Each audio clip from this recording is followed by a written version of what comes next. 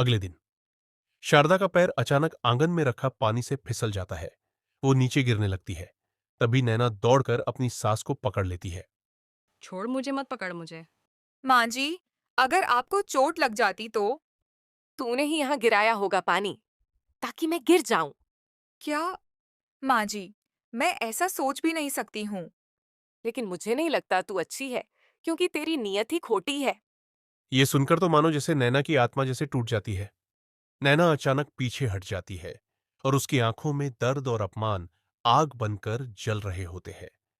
तभी नैना कपकपाती आवाज में अपनी सास से बोलती है। बहुत हो गया माँ जी, अब और नहीं। क्या करेगी तू? मेरा घर को छोड़ देगी तू?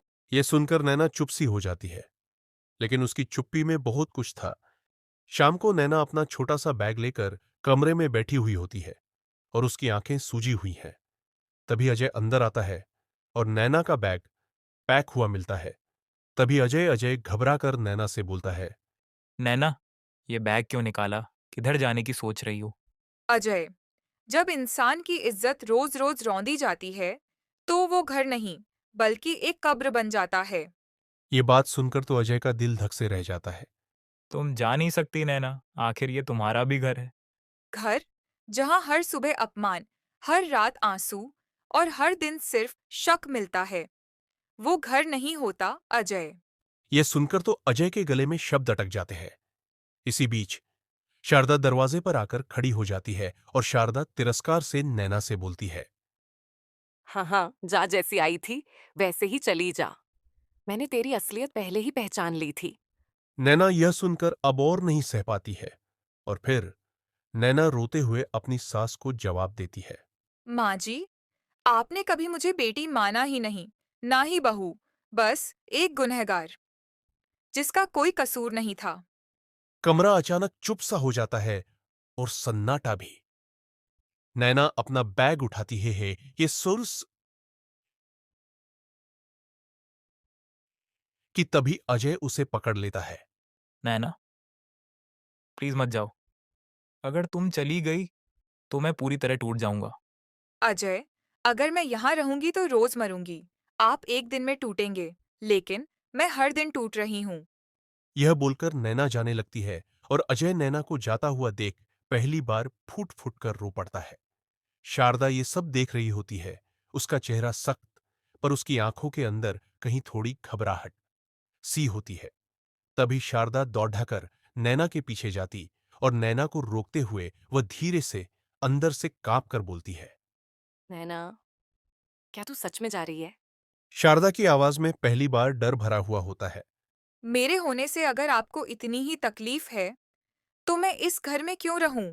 नैना दरवाजे की ओर बढ़ती ही है कि तभी धीरे धीरे शारदा के चेहरे पर असुरक्षा, अपराध बोध, गुस्सा सब मिल जाता है। वह कुछ कहना तो चाहती है, पर उसके होंठ जमे हुए हैं। सास बहू की गलतफहमियां चरम पर पहुंच जाती है और बहू ने पहली बार अपनी सास को जवाब दिया कि उसकी सास ने नैना पर गंभीर आरोप लगा दिया है। इसलिए बहू ने घर छोड़ने का फैसला कर लिया, जिससे नैना का पति उन दोनों के बीच में बिल्कुल टूट गया। जिस वजह से उसकी सास के मन में पहली बार वह डर जागा, जब उसकी बहू घर को छोड़कर जा रही होती है। जहां सास को अपनी गलतियों का एहसास होता है, वही बहू का दर्द सामने आता है और रिश्ते आंसुओं के बीच फिर से जुड़ते हैं। नैना घर छोड़ने के लिए दरवाजे की ओर बढ़ती ही है और यह देखकर अजय रो रहा होता है। शारदा वही खड़ी हुई होती है और अंदर से कांपती हुई, लेकिन चेहरे पर अब भी अहंकार का नकाब हुआ होता है। अजय बहुत ही टूटी आवाज में नैना को रोक कर बोलता है। नैना, मत जाओ। मैं माँ को समझा दूंगा। अजय, मैं अब इस घर में अब और झुक झुक कर जी नहीं सकती।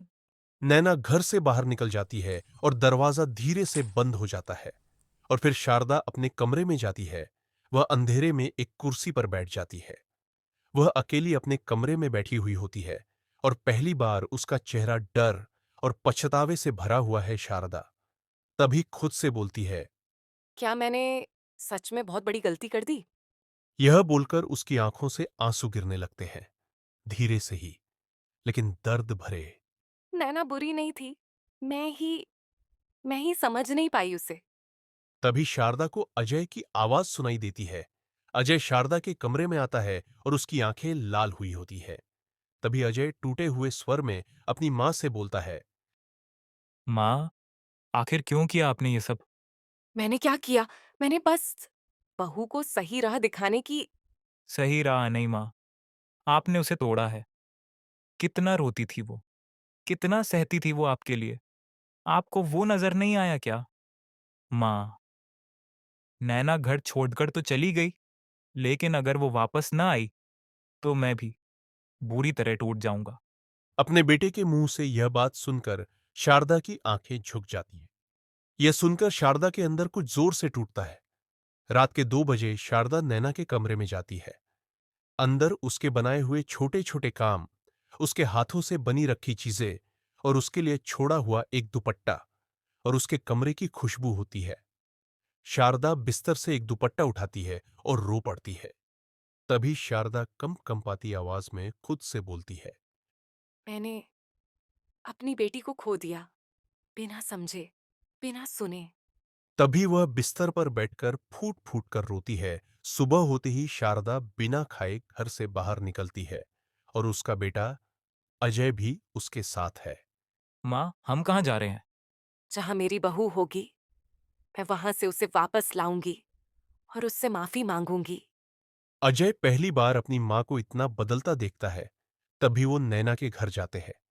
जैसे ही वह नैना के घर पहुंचते हैं तो उन्हें नैना अपने मायके के कमरे में बैठी हुई है। वह बिल्कुल चुप, टूटी हुई और उसकी आंखें सूजी हुई होती है। शारदा और उसका बेटा अजय दरवाजे के बाहर खड़ीडे होते हैं। तभी नैना की मां वहां दरवाजे के पास आकर उनसे बोलती है। तुम आज क्यों आई हो? मेरी बेटी को और दुख देना चाहती हो क्या तुम? तभी शारदा की आंखें झुक जाती हैं और वह नैना की मां से बोलती है। मैं मैं अपनी बेटी को लेने आई हूँ। नैना अंदर बैठी हुई सब सुन रही है। उसके आंसू फिर बहने लगते हैं। तभी शारदा अंदर नैना के पास जाती है और जाकर उसके पास ही बैठ जाती है। लेकिन दोनों के बीच भारी खामोशी होती है। तभी शारदा धीरे से अपनी बहू से बोलती है। नैना, मुझे माफ कर दे। मुझसे बहुत बड़ी गलती हो गई। माँ जी, अगर आप मुझे बेटी मानती, तो क्या आप मुझे कभी ऐसे ताने देती? मैं मैं बहुत डर गई थी नैना। मुझे लगा कहीं तुम मेरा बेटा मुझसे छीन लोगी। पर असल में मैं तुम्हें ही खोती जा रही थी। बेटा तो आज भी मेरा है, पर बहू बहू नहीं बेटी, तुम ही मेरी हर कमी को पूरी करती हो। तभी नैना की आंखें भर आती हैं और नैना रोते हुए बुरी तरह टूट जाती है। तभी नैना बोलती है। माँ जी, मैंने कभी आपका बुरा नहीं सोचा, कभी नहीं। शारदा उसके सामने घुटनों पर बैठ जाती है और बोलती है। नैना, मुझे सजा देनी है तो दे दे, पर तुम मेरे साथ घर चलो। तेरा बिना पूरा घर सूना हो गया है। यह सुनकर नैना तुरंत उठकर शारदा को पकड़ लेती है और रोते हुए अपनी सास से बोलती है। माँ जी, आप ऐसा मत कहिए। मैं आपकी बेटी हूँ और बेटी घर छोड़कर नहीं रहती। शारदा और नैना दोनों रोते हुए एक दूसरे को गले लगा लेती है। अजय भी उनके पास आता है और उसकी आंखें भी नम होती हैं। अब कोई भी कहीं नहीं जाएगा। हम तीनों एक साथ और एक परिवार की तरह रहेंगे। नैना और शारदा दोनों उसे पकड़े रहती है। घर लौटते समय शारदा नैना का हाथ पकड़े रहती है, जैसे कहीं फिर दूर न हो जाए। अब से तू मेरी बहू नहीं, बल्कि मेरी बेटी है तू। नैना मुस्कुराते हुए और रोते हुए बोलती है। और आप, मेरी माँ। उनके पड़ोसी शीतल और कमला बाहर ही खड़ी होती है। तभी नैना शारदा और अजय को घर लौटता देख वह उनके पास जाती है और उन्हें हंसता देख कमला शारदा से बोलती है। अरे शारदा दीदी, आखिर बहू को वापस ले ही आई। शारदा मुस्कुराते हुए कमला से बोलती है। मेरी बहू नहीं, बल्कि बेटी। मेरी बेटी घर वापस आई है। यह सुनकर नैना के चेहरे पर पहली बार चमक लौट आती है। रात को तीनों साथ बैठकर खाना खा रहे हैं। पहली बार उनकी हंसी की आवाज घर में गूंज रही होती है। नैना, खाने में नमक थोड़ा सा ज्यादा है। तभी नैना घबरा कर देखती है। शारदा भी तभी मुस्कुराकर नैना से बोलती है। लेकिन खाने में तेरी जैसी मिठास कोई नहीं ला सकता, नैना। नैना मुस्कुरा देती है, उसकी आंखें नम होती है, लेकिन अब की बार उसका दिल खुशी से भरा हुआ होता है। फिर वह हंसी खुशी के साथ रहने लगते हैं।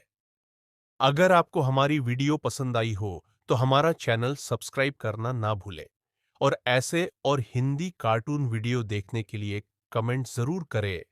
ऐसे ही हम आपका मनोरंजन करते रहेंगे।